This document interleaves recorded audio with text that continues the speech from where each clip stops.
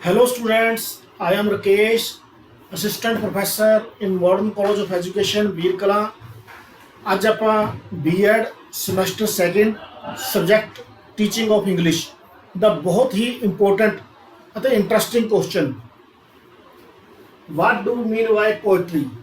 Poetry ਤੋਂ ਕੀ ਭਾਵ ਹੈ, what are its special features, its characteristics, ਇਹਦੇ ਕੀ ਫੀਚਰਸ ਨੇ, ਵਿਸ਼ੇਸ਼ਤਾਵਾਂ ਨੇ, ਅਤੇ ਨਾਲ ਨਾਲ ਅੱਜ ਆਪਾਂ ਡਿਫਰੈਂਟ ਟਾਈਪਸ ਆਫ ਪੋਇਟਰੀ ਦੀਆਂ ਕਿਹੜੀਆਂ ਟਾਈਪਸ ਨੇ, ਜਿਸ ਤਰ੍ਹਾਂ LG ਤੋਂ ਕੀ ਭਾਵ ਹੈ, ਲਿਰਿਕਸ ਤੋਂ ਕੀ ਭਾਵ ਹੈ, ਸੋਨੈਟਸ ਤੋਂ ਕੀ ਭਾਵ ਹੈ, ਇਹ ਸਾਰੀਆਂ ਅੱਜ ਆਪਾਂ ਕਰਨ ਜਾ ਰਹੇ ਹਾਂ।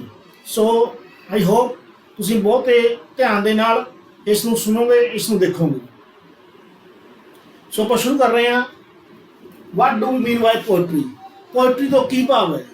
ਸਟੂਡੈਂਟਸ, ਜਿਵੇਂ ਕਿ ਆਪਾਂ ਨੂੰ ਪਤਾ ਹੈ ਸਾਰਿਆਂ ਨੂੰ ਕਿ language is related to human brain and ideas. ਜਿਹੜੀ ਭਾਸ਼ਾ ਹੈ ਉਹ ਹਿਊਮਨ ਬ੍ਰੇਨ ਦੀ ਆਈਡੀਆਜ਼ ਦੀ ਉਪਜ ਹੈ, ਭਾਵ ਕਿ ਇਹਦੇ ਨਾਲ ਰਿਲੇਟਡ ਹੈ।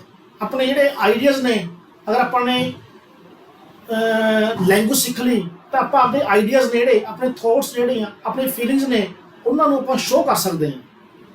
ਬਟ ਜਿਹੜੀ ਪੋਇਟਰੀ ਹੈ, it is related to human emotions and soul. ਕਿਹਾ ਜਾਂਦਾ ਕਿ ਜਿਹੜੀ ਪੋਇਟਰੀ ਹੈ ਇਹ ਬੜੇ ਅੰਦਰ ਤੱਕ ਇਨਸਾਨ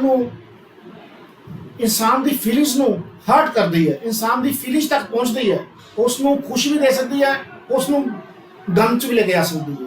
ਸੋ ਇਹੀ ਕਿਹਾ ਗਿਆ ਹੈ ਕਿ poetry is related to human emotions and soul. Most negative and ugly emotions which could be highly destructive become beautiful and constructive when said in a poetic manner। अरे बड़े ही पोइट्री की एक खास फीचर है कि डिस्ट्रक्टिव ਜਿਹੜੇ ideas ਨੇ, ਜਿਹੜੇ ਆਪਾਂ ਕਿਸੇ ਨੂੰ ਡਾਇਰੈਕਟਲੀ ਕਹਿ ਨਹੀਂ ਚਾਹੁੰਦੇ ਹੈਗੇ, ਪਰ ਜੇਕਰ ਉਹਨਾਂ ਨੂੰ ਆਪਾਂ ਪੋਇਟਿਕ ਵੇ ਦੇ ਨਾਲ ਕਹਿੰਦੇ ਆ ਤਾਂ ਉਹ ਵੀ ਬੜੇ ਹੀ ਵਧੀਆ ਲੱਗਣ ਲੱਗ ਜਾਂਦੇ ਨੇ, ਸੁਣਨ ਨੂੰ ਵਧੀਆ ਲੱਗਦੇ ਨੇ। ਸੋ ਇਹ ਪੋਇਟ ਦੀ ਔਰ ਪੋਇਟਿਕ ਦੀ ਸੁੰਦਰਤਾ ਦੀ ਇੱਕ ਵਿਸ਼ੇਸ਼ ਗੱਲ ਹੈ। ਦੁਬਾਰਾ ਫਿਰ ਮੈਂ ਦੱਸ ਰਿਹਾ ਕਿ ਕਈ ਵਾਰ ਕੀ ਹੁੰਦਾ ਹੈ ਕਿ ਆਪਾਂ ਨੂੰ ਬਹੁਤ ਹੀ ਦੁੱਖ ਭਰੀਆਂ ਗੱਲਾਂ ਨੇ ਜਿਹੜੀਆਂ ਉਹ ਸੁਣਨੀਆਂ ਪੈਂਦੀਆਂ ਨੇ ਜਾਂ ਦੱਸਣੀਆਂ ਪੈਂਦੀਆਂ ਨੇ, ਪਰ ਜੇਕਰ ਆਪਾਂ ਉਹਨੂੰ ਪੋਇਟਿਕ ਸਟਾਈਲ ਦੇ ਵਿੱਚ ਕਹੀਏ ਤਾਂ ਉਹ ਵੀ ਸੁਣਨ ਨੂੰ ਔਰ ਕਹਿਣ ਨੂੰ ਬੜੀਆਂ ਵਧੀਆ ਲੱਗਦੀਆਂ ਨੇ। ਸੋ writing or understanding poetry needs a special bent of mind and inborn capacity।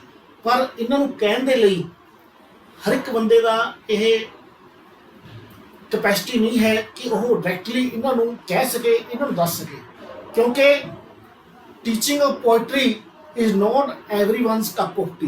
ਹਰੇਕ ਦੇ ਵੱਸ ਦੀ ਗੱਲ ਨਹੀਂ ਹੈਗੀ। ਦੁਬਾਰਾ ਫਿਰ ਦੱਸ ਰਹੇ ਹਾਂ, ਰਾਈਟਿੰਗ ਔਰ understanding poetry needs a special bent of mind and inborn capacity। Poetry ਨੂੰ ਕਹਿਣਾ, ਪੋਇਟਰੀ ਨੂੰ ਸਮਝਣਾ ਇੱਕ ਇਨਬੋਰਨ ਕੈਪੈਸਿਟੀ, ਜਨਮਜਾਤ ਤੋਂ ਹੀ ਥੋੜੀ ਜਿਹੀ ਤੇਜ਼ ਇੰਟੈਲੀਜੈਂਸੀ ਚਾਹੀਦੀ ਹੈ। ਉਹੀ ਪੋਇਟਰੀ ਜਿਹੜੀ ਉਹ ਆਪਣੇ ਸ਼ਬਦਾਂ ਨੂੰ ਪੋਇਟਿਕ ਢੰਗ ਦੇ ਨਾਲ ਕਹਿ ਸਕਦਾ ਹੈ। ਨੈਕਸਟ ਆਪਣੇ ਕੋਲੇ ਇੱਕ ਬਹੁਤ ਹੀ ਨੇਚਰ ਨੂੰ ਲਵ ਕਰਨ ਵਾਲੇ ਪੋਇਟ ਆਏ ਨੇ, ਵਿਲੀਅਮ ਵਰਡਸਵਰਥ। ਉਹਨਾਂ ਨੇ ਬੜੀ ਵਧੀਆ ਡੈਫੀਨੇਸ਼ਨ ਪੋਇਟਰੀ ਦੀ ਕਹੀ ਹੈ। ਕੀ ਕਿਹਾ? Poetry is the spontaneous overflow of powerful feelings recollected in practicality. ਦੁਬਾਰਾ ਫਿਰ ਮੈਂ ਰਿਪੀਟ ਕਰ ਰਿਹਾ, the spontaneous overflow of powerful feelings recollected in practicality. ਭਾਵ ਪੋਇਟਰੀ ਕੀ ਹੈ? ਸਪਟੋਨੀਅਸ ਓਵਰਫਲੋ, ਆਪਣੇ ਐਟੋਮੈਟਿਕ ਬਿਨਾਂ ਰੁਕਾਵਟ, ਜਦੋਂ ਆਪਾਂ ਪ੍ਰੈਕਟੀਕੈਲਿਟੀ ਦੇ ਵਿੱਚ ਬੜੇ ਹੀ ਕੰਫਰਟ ਦੇ ਵਿੱਚ, ਆਰਾਮ ਦੇ ਵਿੱਚ ਬੈਠੇ ਆ, ਉਸ ਟਾਈਮ ਜਿਹੜੇ ਆਪਣੇ ਮਨ ਦੇ ਭਾਵ ਵਿਅਕਤ ਹੋ ਰਹੇ ਨੇ ਉਹਨਾਂ ਨੂੰ ਹੀ ਵਿਅਕਤ ਕਰਨਾ, ਉਹਨਾਂ ਨੂੰ ਸ਼ੋਅ ਕਰਨਾ ਹੀ ਪੋਇਟਰੀ ਕਿਹਾ ਗਿਆ ਹੈ। ਸੋ ਇਹ ਸੀ ਪੋਇਟਰੀ ਦੀ ਡੈਫੀਨੇਸ਼ਨ। ਇੱਕ ਹੋਰ ਡੈਫੀਨੇਸ਼ਨ ਹੈ ਮੈਥਿਊ ਆਰਨੋਲਡ, ਜੋ ਕਿ ਬਹੁਤ ਹੀ ਵਧੀਆ ਐਸੇਇਸਟ ਹੋਏ ਨੇ ਔਰ ਉਹਨਾਂ ਨੇ ਬਹੁਤ ਸਾਰੀਆਂ ਪੋਇਮਸ ਵੀ ਲਿਖੀਆਂ ਨੇ। ਮੈਥਿਊ ਆਰਨੋਲਡ ਦੇ ਸ਼ਬਦਾਂ ਵਿੱਚ ਅਗਰ ਆਪਾਂ ਕਹੀਏ poetry is the criticism of life, poetry is the criticism of life, भाव जिंदगी नूं अगर आपां क्रिटिसाइज करना है, उसके प्लस पॉइंट और माइनस पॉइंट दसने, तो सानू पोइट्री ही सिखाती है, पोइट्री ही दस सकती है। सो पोइट्री दी अगों कुछ खास विशेषतावां ने, कुछ करैक्टरिस्टिक्स ने, जिवें आपां गल करिए ब्यूटी, रिदम, म्यूजिक, मीटर, ये असैंशियल पार्ट्स ने पोइट्री के। दोबारा फिर मैं रिपीट कर रहे हैं, किहड़े असैंशियल पार्ट्स ने? Beauty, rhythm, music, metre. So ये essential पार्ट्स ने। सो यही essential पार्ट्स आपां इहदे करैक्टरिस्टिक्स दे विच फीचर्स ने जिहड़ियां ओह हुण आपां दस्सण जा रहे हां। उहदे विच सारे फीचर्स जिहड़ियां पोइट्री दीयां की विशेषतावां ने वो डिस्कस करन जा रहे हैं आपां वन बाय वन। सो पहली विशेषता की है कि poetry is the best possible arrangements of words in rhythmic order. भाव एक रिदमेटिक ऑर्डर, एक तरतीबन, एक लय दे विच शब्दां नूं अरेंज करन नूं पोइट्री कहा गया। पोइट्री दे विच शब्दां नूं एक लय दे विच, एक तरतीब दे विच, एक रिदम दे विच एक्सप्रैस करदे हां आपां। नैक्सट आ जांदा है it imparts pleasure due to its metrical and musical quality, क्योंकि इहदे विच लय बनी हुंदी है, इसलिए एक म्यूजिक पैदा हुंदा है। और उहदे नाल की हुंदा है? इट इंपार्ट्स प्लेजर, आपां नूं खुशी दिंदी है। पोइट्री पढ़ के, पोइट्री सुन के, पोइट्री गा के सानूं खुशी मिलती है। नेक्स्ट आ जाता है it depicts human emotions as it is the spontaneous overflow of feelings. It depicts human emotions. कई बारी की हुंदा है कि आपां अपने इमोशंस ने ਜਿਹੜੇ ਉਹਨਾਂ ਨੂੰ ਇੱਕ ਵਾਰ ਚ ਡਾਇਰੈਕਟਲੀ ਆਪਾਂ ਕਹਿ ਨਹੀਂ ਪਾਉਂਦੇ ਹੈਗੇ, ਪਰ ਜਿਹੜੀ ਪੋਇਟਰੀ ਹੈ ਜੋ ਆਪਣੇ ਦਬੇ ਹੋਏ ਇਮੋਸ਼ਨਸ ਨੇ ਉਹ ਵੀ ਬਾਹਰ ਲੈ ਕੇ ਆਉਂਦੀ ਹੈ। ਸੋ ਇਸ ਲਈ ਕਿਹਾ ਗਿਆ ਹੈ ਕਿ ਇਟ ਡਿਪਿਕਟਸ ਹਿਊਮਨ ਇਮੋਸ਼ਨਸ। ਕਿਉਂ? क्योंकि it is the spontaneous overflow of feelings. अपने जज्बातों पर आप काबू नहीं रख पाते, कुछ गल्लां जिहड़ियां अपनियां कंट्रोल च नहीं होंदियां, वो पोइट्री जिहड़ी वो दे राही आप एक्सप्रैस करते हैं। नैक्सट आ जाता अपने कोले it attracts peoples due to its beauty and music. अब दस चुके हैं क्योंकि यदि प्लेजर दिंदी है, स्टूडेंट्स नूं खुशी दिंदी है, तो इसलिए नैचुरली अगे इट अट्रैक्ट्स पीपल्स। नैक्सट अपने को आ जाता है it is easy to learn, it is the best form of composition. Composition अपने लास्ट ऑडियो के किया सीगा कि क्रिएटिव वर्क, और क्रिएटिव वर्क की आप गल करिए तो it is the best form of composition. Composition का यह एक स्पैशल फीचर्स है, कंपोजिशन की एक है स्पैशल पार्ट है। कंपोजिशन के राही आप, क्योंकि कंपोजिशन किसनूं कहा गया? Creative work. और पोइट्री की है ये नैचुरल कैपेबिलिटी है इंसान की, इसलिए इसे की कहा गया? It is a best part of composition. Next अपने को आता है it is motivating and enjoyable. It trains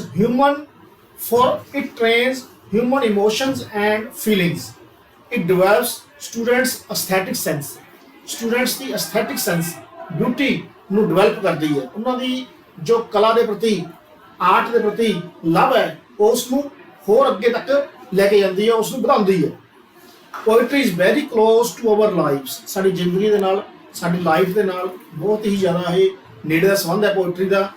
it nourish peoples imagination, perception, thoughts, feelings.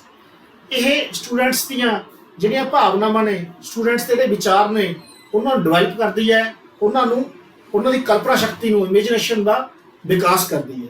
सो ये सी पोइट्री दियां कुछ करैक्टरिस्टिक्स। नैक्सट आप गल करते हैं पोइट्री के विच राइम स्कीम की। स्टूडेंट्स सब तो पहला आंदा कि राइम स्कीम तो की भाव है? राइम स्कीम की होंदी है कि the repetition of similar sounds at the end of word. जदों आप एक सेंटेंस दे विच वर्ड्स यूज कर रहे हैं, उहदे विच जो लास्ट वर्ड ने उन्होंने जो रेपिटेशन आ रही है, जो साउंड्स की रेपिटेशन आ रही है, उसे ही राइम स्कीम कहा गया। फॉर एग्जाम्पल आप एग्जाम्पल लैके करते हैं एक ਵਿਲੀਅਮ ਵਰਡਸ ਦੀ ਬਹੁਤ ਹੀ ਫੇਮਸ ਪੋਇਮ ਹੈ ਡੈਫੋਡਿਲਸ। ਡੈਫੋਡਿਲਸ ਦੇ ਕੀ ਪੋਇਮ ਹੈ? I wandered lonely as a cloud. I wandered lonely as a cloud that floats on high over vales and hills. When all at once I saw a crowd, a host of golden daffodils. ਹੁਣ ਤੁਸੀਂ note ਕਰੋ ਕਿ ਆਪਾਂ last word ਦੇ sound ਆਪਾਂ note ਕਰਦੇ ਹਾਂ। ਇੱਥੇ ਕਲਾਊਡ, ਨੈਕਸਟ ਹੈ ਹਿਲਸ, ਫਿਰ ਆ ਗਿਆ ਕਰਾਊਡ। ਜੇ ਆਪਾਂ ਲਾਸਟ ਵਰਡ ਕਲਾਊਡ ਲੈਂਦੇ ਆ ਤਾਂ ਡ, ਔਰ ਇੱਥੇ ਥਰਡ ਲਾਈਨ ਦੇ ਵਿੱਚ ਲਾਸਟ ਵਰਡ ਆ ਰਿਹਾ ਕਰਾਊਡ, ਫਿਰ ਡ ਦੀ ਆਵਾਜ਼ ਆ ਰਹੀ ਹੈ, ਤਾਂ ਆਪਾਂ ਇਸ ਨੂੰ ਨਾਮ ਦੇ ਸਕਦੇ ਹਾਂ ਏ। ਨੈਕਸਟ ਆਪਾਂ ਲੈਂਦੇ ਆ ਹਿਲਸ, ਸੈਕਿੰਡ ਲਾਈਨ ਦੇ ਵਿੱਚ ਕੀ ਆ ਰਿਹਾ ਲਾਸਟ ਵਰਡ ਹਿਲਸ, ਔਰ ਇੱਥੇ ਕੀ ਆ ਰਿਹਾ ਡੈਫੋਡਿਲਸ। ਠੀਕ ਹੈ, ਸੇਮ ਸਾਊਂਡ ਹੋਣ ਕਰਕੇ ਆਪਾਂ ਇਸ ਨੂੰ ਨਾਮ ਦੇ ਰਹੇ ਹਾਂ ਬੀ। ਤਾਂ ਆਪਣੇ ਕੋਲ ਇਹ ਰਾਈਮ ਸਕੀਮ ਕੀ ਬਣ ਗਈ? ਏ ਵੀ ਏ ਵੀ। ਠੀਕ ਹੈ, ਅੱਗੇ ਨੈਕਸਟ ਇਸ ਤਰ੍ਹਾਂ ਹੀ ਜੇ ਇਹਨਾਂ ਦੇ ਨਾਲ ਨਹੀਂ ਮਿਲਦੇ ਤਾਂ ਏ ਵੀ ਸੀ ਸੀ, ਇਸ ਤਰ੍ਹਾਂ ਅਲੱਗ-ਅਲੱਗ ਰਾਈਮ ਸਕੀਮਸ ਨੇ। ਨੈਕਸਟ ਆਪਣੇ ਕੋਲ ਆ ਜਾਂਦਾ ਹੈ ਮੀਟਰ ਤੋਂ ਕੀ ਭਾਵ ਹੈ? ਮੀਟਰ ਸਟੂਡੈਂਟਸ ਨੋਟ ਕਰੋ, I wander lonely as a cloud. ਇਸ ਦੇ ਵਿੱਚ ਕੀ ਹੈ, ਜਿਹੜੇ ਸਿਲੇਬਲ ਨੇ ਫਸਟ ਸਿਲੇਬਲ ਤੇ ਘੱਟ ਸਟ੍ਰੈਸ ਪੈ ਰਿਹਾ, ਸੈਕਿੰਡ ਸਿਲੇਬਲ ਤੇ ਜ਼ਿਆਦਾ ਸਟ੍ਰੈਸ ਪੈ ਰਿਹਾ। ਕਿਸ ਤਰ੍ਹਾਂ? ਆਈ ਵਾਂਡਰਡ ਲੋਨਲੀ ਐਜ਼ ਅ ਕਲਾਊਡ। ਜਿਹੜੇ ਲਾਸਟ ਆਪਣੇ ਕੋਲੇ ਵਰਡ ਨੇ ਉਹਨਾਂ ਤੇ ਸਿਲੇਬਲ ਦਾ ਜਿਹੜਾ ਲਾਸਟ ਪਾਰਟ ਹੈ ਉਸ ਤੇ ਜ਼ਿਆਦਾ ਸਟ੍ਰੈਸ ਪੈ ਰਿਹਾ। ਔਰ ਆਪਾਂ ਨੋਟ ਕਰੀਏ ਕਿ ਇਸ ਨੂੰ ਆਪਾਂ ਕੀ ਕਹਿੰਦੇ ਆ? ਆਇੰਬਿਕ ਟੈਟਰਾਮੀਟਰ। ਟੈਟਰਾਮੀਟਰ ਕਿਉਂ ਕਿਹਾ ਗਿਆ? ਕਿਉਂਕਿ ਇਸ ਦੇ ਵਿੱਚ ਚਾਰ ਜੋੜੇ ਬਣ ਰਹੇ ਨੇ। ਚਾਰ ਜੋੜੇ ਕਿਹੜੇ ਬਣ ਰਹੇ ਨੇ? ਆਈ ਵੰਡਰ ਲੋਨਲੀ ਦੇ ਵਿੱਚ ਕਲਾਊਡ ਦੇ ਵਿੱਚ, ਤਾਂ ਇਸ ਨੂੰ ਕੀ ਕਹਾਂਗੇ ਆਪਾਂ? ਆਇੰਬਿਕ ਟੈਟਰਾਮੀਟਰ। ਇਸੇ ਤਰ੍ਹਾਂ ਹੀ ਆਇੰਬਿਕ ਪੈਂਟਾਮੀਟਰ ਹੁੰਦਾ ਹੈ। ਨੈਕਸਟ ਆਪਣੇ ਕੋਲ ਆ ਜਾਂਦਾ ਹੈ what do you mean by LG. LG ਤੋਂ ਕੀ ਭਾਵ ਹੈ? ਇਸ ਨੂੰ ਐਲਜੀ ਵੀ ਬੋਲ ਦਿੰਦੇ ਨੇ, ਪਰ ਸਹੀ ਪ੍ਰੋਨਾਂਸੀਏਸ਼ਨ ਕੀ ਹੈ? ਐਲਜੀ। ਐਲਜੀ ਦਾ ਕੀ ਹੁੰਦਾ ਹੈ? ਇਹ ਸੈਡ ਪੋਇਮ, ਇੱਕ ਦੁੱਖ ਭਰੀ ਪੋਇਮ, ਕਿਸੇ ਦੇ ਅਫਸੋਸ ਕਰਨ ਦੇ ਲਈ ਜਾਂ ਕਿਸੇ ਦੇ ਗਮੀ ਦੇ ਵਿੱਚ ਗਾਈ ਗਈ poem.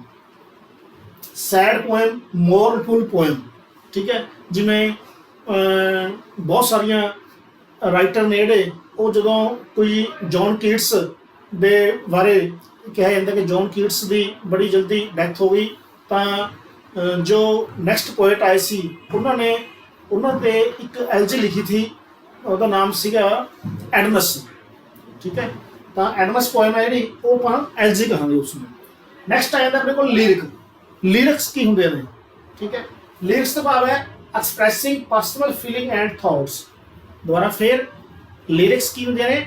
Expressing personal feeling and thoughts. ਆਪਣੇ ਖੁਦ ਦੇ ਭਾਵਾਂ ਨੂੰ ਆਪਾਂ ਕਈ ਵਾਰ ਰੋਕ ਨਹੀਂ ਪਾਉਂਦੇ, ਖੁਦ ਦੇ ਥਾਟਸ ਨੇ ਜਿਹੜੇ ਉਹ ਆਪਾਂ ਆਪਣੇ ਕੰਟਰੋਲ 'ਚ ਨਹੀਂ ਰਹਿੰਦੇ, ਆਪਾਂ ਵਿਅਕਤ ਕਰਦੇ ਹਾਂ। ਜਿਸ ਤਰ੍ਹਾਂ ਕਈ ਵਾਰ ਕੀ ਹੁੰਦਾ ਹੈ ਕਿ ਤੁਸੀਂ ਟੀਵੀ ਦੇਖ ਰਹੇ ਹੋ, ਤੁਸੀਂ ਰੇਡੀਓ ਸੁਣ ਰਹੇ ਹੋ, CD ਪਲੇਅਰ ਸੁਣ ਰਹੇ ਹੋ, ਤਾਂ ਜੋ ਉੱਥੇ ਸੌਂਗ ਚੱਲ ਰਿਹਾ ਹੈ ਤਾਂ ਆਪਾਂ ਆਟੋਮੈਟਿਕ ਉਹ ਆਪਣੇ ਆਪ ਬੋਲਣ ਲੱਗ ਜਾਂਦੇ ਹਾਂ, ਗਾਣ ਲੱਗ ਜਾਂਦੇ ਹਾਂ, ਤਾਂ ਉੱਥੇ ਆਪਣਾ ਕੰਟਰੋਲ ਨਹੀਂ ਰਹਿੰਦਾ, ਤਾਂ ਉਸ ਨੂੰ ਕੀ ਕਹਿੰਦੇ ਆਪਾਂ? ਲਿਰਿਕਸ। ਸੋ ਆਪਣੇ ਕੋਲੇ ਸਟੂਡੈਂਟਸ ਇਹ ਸੀ ਅੱਜ ਦਾ topic, what do you mean by poetry, what are its characteristics, what are its different types. I hope all of you will complete it, make your own notes and revises. ਧੰਨਵਾਦ, thanks.